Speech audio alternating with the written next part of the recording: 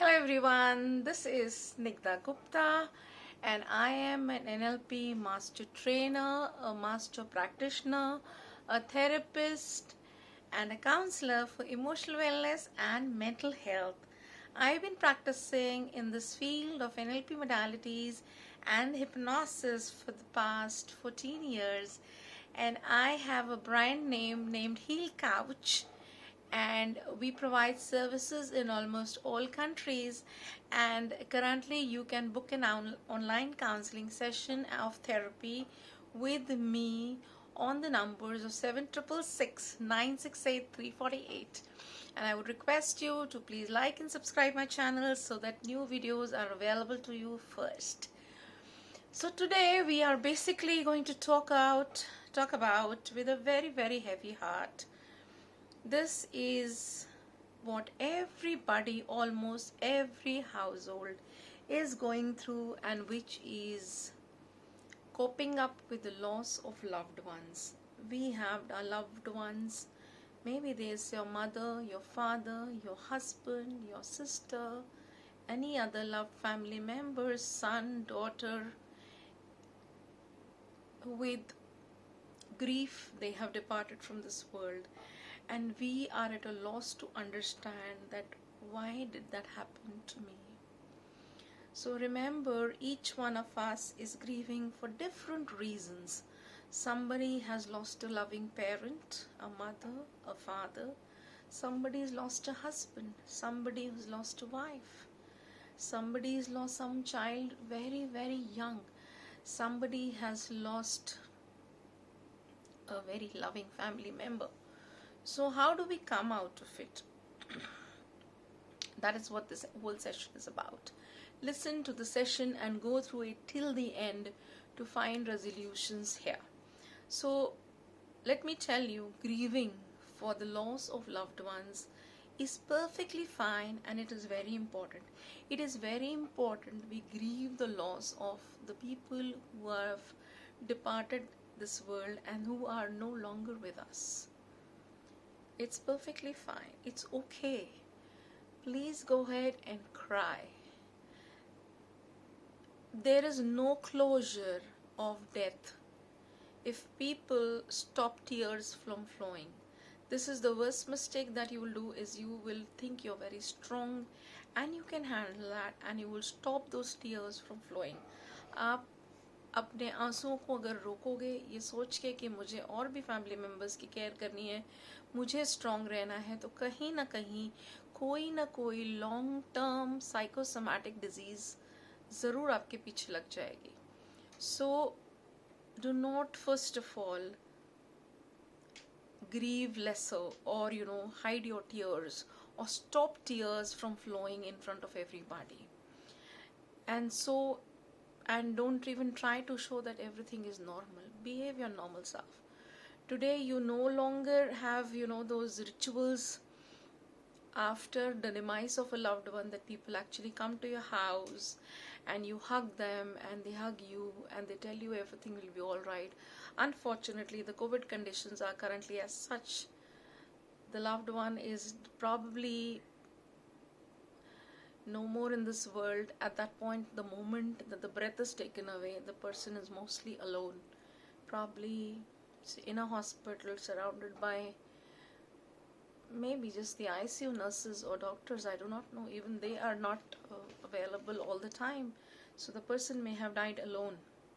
So do not, remember, when you grieve, जब आप किसी के लिए रोते हो, do not grieve with the thought of guilt. What guilt of what? Do not hug people who come to you for expressing grief, and do not cry on their shoulders with the feeling of guilt. Guilt of what? Guilt of that we could not hospitalize a loved one. A hospital or an ICU bed was not there. That we could not arrange for oxygen concentrators, or we could not arrange for injections, or we could not arrange for medication. This is something that you shouldn't actually grieve with guilt, because these are exactly the thoughts that are coming to your mind when we grieve. this guilt is going to cause a long-term damage and pain. The guilt that you have, how do you get rid of that guilt? Remember, in this universe, nothing happens all of a sudden. Suddenly कोई भी नहीं जाता है. Okay, you did your best. You arranged for everything. You arranged everything from hospital, or you at least tried to arrange everything from hospital beds to oxygen, to injections, to remdesivir, to medications.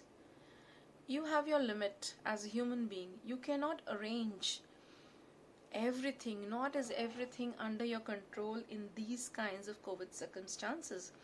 So whatever is the size of the medium that you are, whatever is your size of the human being that you are, remember your capabilities are also of the same size. Your capabilities are limited to what you are.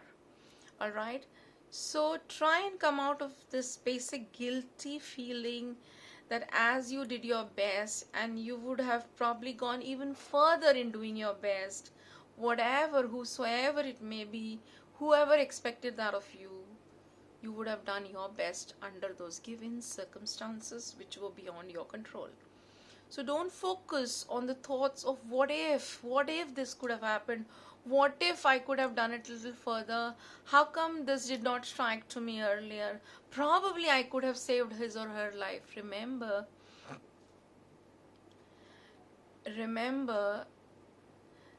and please understand that this person, the loved one that you have recently lost, their journey was this much only on this planet Earth. Everybody has their own journey. Their journey of life had to end here itself. Everybody has their own lifespan. Everybody has their own life journey. If you're remembering your loved one with this guilt or grieving the loss of your loved ones with this guilt in your mind, this is not correct. People whom we lose, their souls, remember, are energetically around you for at least about 13 days, which we say according to our Hindu rituals. For some days, how would your loved ones feel who are present all around you? It's just that you can't see them, but they can see you, right? The soul can see you. That you are remembering them with guilt. Let me make something very clear to you. Remember this. We never decide the end of the loved one's journey in life. The universe or the almighty source, which you call, maybe calling as God, maybe calling as a supreme power, that universe, that almighty basically decides when should the life of a loved one should end, and the soul decides the end of the journey of life for everybody. We have no control or no say in this. The universe always has bigger plans for us, remember. And it is the soul which decides that it is the time for the soul to end the journey of this person on this earth, and it is time to move on to another journey. It is the decision that the holy soul of the loved ones have taken, that it is the time for them to move on and embark about a new journey in a different plane of the universe. When you grieve the loss of somebody with guilt, regret, shame, you're actually not helping the soul to move on to another next onward journey in the universe. Remember, the soul has a lot of attachment to the body in which it has lived for so many years. It is natural to have that attachment. If you live with someone for so many years, this kind of an attachment is this closeness that you develop with the loved one. The soul has developed with that body. The connection that the soul develops with the body in which it has lived for so many years is very natural for the connection to occur, and it has to be present. So the soul, remember, after departing of the person hangs around the places your loved ones visited, be it a garden, be it a home, be it a close by place, the benches where they used to sit, the house, the room, the bed, around that. So the soul ends the suffering of the body, and what happens is, when the soul is present, for the first 13 days it is present in the same house, the same room, the same garden, and by grieving with guilt, you're actually making it also very difficult for the soul to move ahead to its new spiritual journey in which it has to embark upon. This is very important, that the soul embarks upon an onward journey.